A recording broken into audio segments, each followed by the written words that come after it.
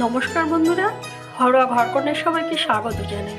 বন্ধুরা, আজ আমি করব মানকচু দিয়ে মাছের ঝোল। এখানে আমি মানকচু এবং কিছুটা আলু নিয়েছি, আর এখানে 5 পিস আমি মাছ নিয়েছি, আর এখানে আদা, কাঁচা লঙ্কা আর 2 কোয়া রসুন এই বেটে নিয়েছি শিলনোড়াতে।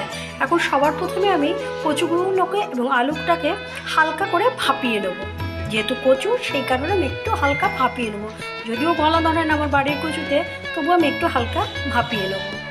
বন্ধুরা, আমি কড়াইয়ে জল বসিয়ে দিয়েছি এবং একটু লবণ দিয়ে দিয়েছি।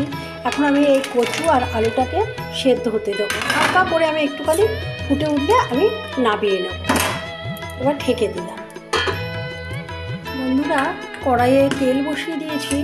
হ্যাঁ, এখন মাছগুলোকে আমি ভেজে নেব। সব মাছগুলোকে দেবো। আর বন্ধুরা, কাল অর্থাৎ চকলেট ডে যেদিন, হ্যাঁ, আমি একটা চকলেট কেক বানিয়েছিলাম। কিছু কম বন্ধু, আমার বন্ধুরা, খুব কাছের বন্ধুরা, তারা লিখেছেন যে আমি অর্ডার নেই নাকি, আমি বেকারি নাকি। না বন্ধুরা, আমি এসব না। আমার নিজের মন থেকে যেরকম ভালো লাগে, যেরকম ইচ্ছে হয়, আমি সেরকমভাবেই করি। হ্যাঁ, আমার খুব ভালো লাগলো আপনারা যে আমাকে এরকম কমেন্ট করেছেন, আমার সত্যি খুব ভালো লেগেছে। আর এটা আমি একজনকে ডেডিকেটেড করেই আমি বানিয়েছি, আমার ছেলেরই খুব কাছের একজন মানুষ। আমি কিছুদিন আগে একটা এরকম কেক বানিয়েছিলাম, তার খুব ভালো লেগেছে, তাকেই ডেডিকেটেড করে আমি এই চকলেটটা বানিয়েছি। তার আজকে জন্মদিন, সেই উপলক্ষে তাকে আমি এই গিফট উপহার দিলাম। যদি তার ভালো লাগে, সে অবশ্যই আমাকে জানাবেন খেয়ে তার কেমন লেগেছে। আর আপনাদের যে ভালো লাগছে, আপনারা এরকম কমেন্ট করতে থাকবেন আমার ভিডিও দেখে। আমার সত্যি ভালো লাগবে, আনন্দ লাগবে, এবং আমি আরও নতুন নতুন কিছু করে দেখাতে ভালো পারবো। আর বন্ধুরা, রান্নাটা হচ্ছে শিল্প।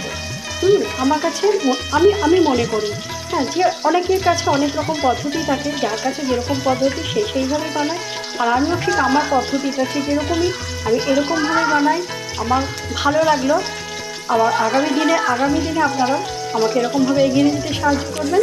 আর মাছগুলো ভাজা হচ্ছে, আমি গ্যাসের ফ্লেমটা কমিয়ে দিয়েছি। বন্ধুরা, এই যে আমার মাছটা ভাজা হয়ে গেছে।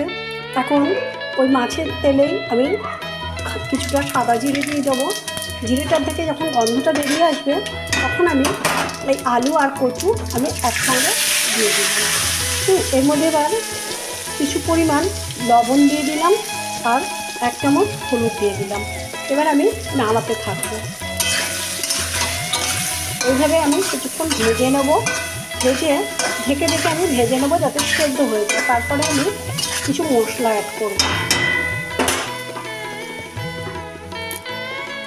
বন্ধুরা, এবার আমি আদা, কাঁচা লঙ্কা বাটা আর 2 কোয়া রসুন দিয়েছিলাম, সেটা আমি দিয়ে দিলাম। কিছু লাল লঙ্কার গুঁড়ো দিয়ে দিলাম, আর 1 চামচ ধনের গুঁড়ো, জিরের গুঁড়ো দিয়ে দিলাম।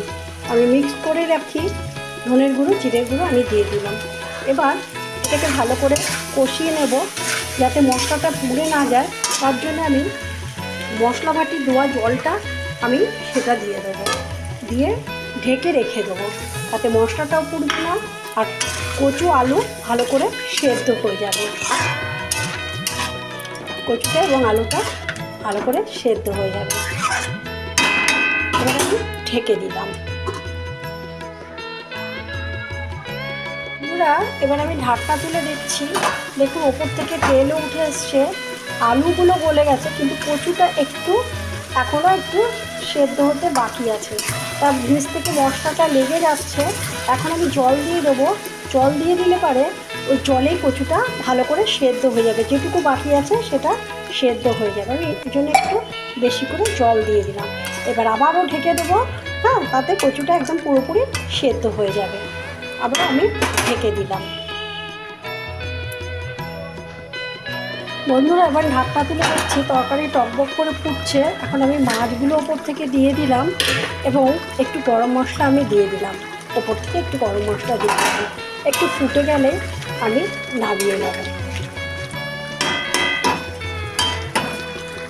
বন্ধুরা, আমার এই যে মানকচু দিয়ে রুই মাছের ঝোল হয়ে গেছে, এবং কালারটাও কত সুন্দর হয়েছে। বন্ধুরা, আমার এই রেসিপিটি যদি আপনাদের ভালো লেগে থাকে, অবশ্যই বন্ধুরা আমার পাশে থাকবেন। বন্ধুরা, সবসময় ভালো থাকবেন। আজকের মতো শেষ করছি, আবার নেক্সট কোনো ভিডিওতে দেখা হবে। ততক্ষণে যদি বন্ধুরা ভালো থাকুন, সুস্থ থাকুন। আর বন্ধুরা, আমার ইউটিউব চ্যানেল ঘরোয়া ঘরকন্যা নামেই আছে, প্লিজ সাবস্ক্রাইব করুন, আমার পাশে থাকবেন এবং পেজটিকে